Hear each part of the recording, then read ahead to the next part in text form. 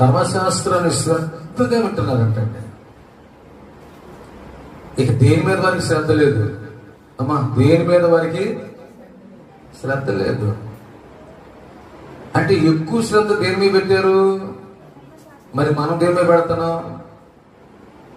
మనం దేని మీద ఎక్కువ శ్రద్ధ పెడుతున్నాం? ఇంటి మీద, ఇంటి పనులు, లోకంలో ఉన్న దాని మీద ఎక్కువ శ్రద్ధ పెడుతున్నాం. కానీ దేవుని పని అంటే ఎందుకో చులకన.